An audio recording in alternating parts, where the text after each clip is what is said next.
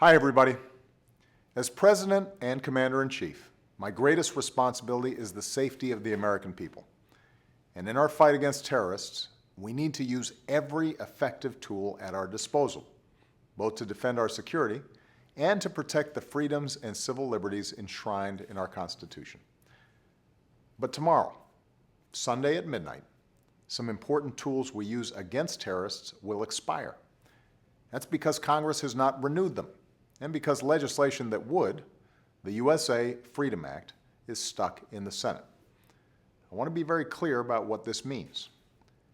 Today, when investigating terrorist networks, our national security professionals can seek a court order to obtain certain business records. Our law enforcement professionals can seek a roving wiretap to keep up with terrorists when they switch cell phones. We can seek a wiretap on so-called lone wolves, suspected terrorists who may not be directly tied to a terrorist group. These tools are not controversial. Since 9/11, they've been renewed numerous times. FBI Director James Comey says they are essential and that losing them would severely impact terrorism investigations.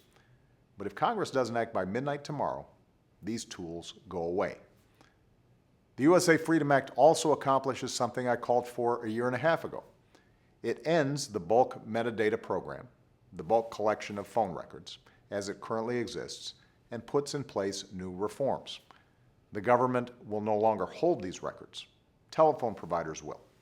The Act also includes other changes to our surveillance laws, including more transparency, to help build confidence among the American people that your privacy and civil liberties are being protected. But if Congress doesn't act by tomorrow, at midnight, these reforms will be in jeopardy as well.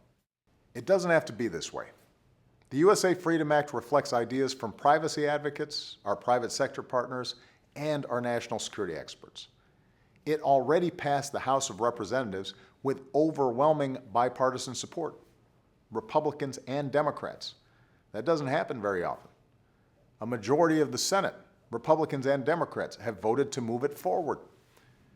So what's the problem? A small group of senators is standing in the way. And unfortunately, some folks are trying to use this debate to score political points. But this shouldn't and can't be about politics.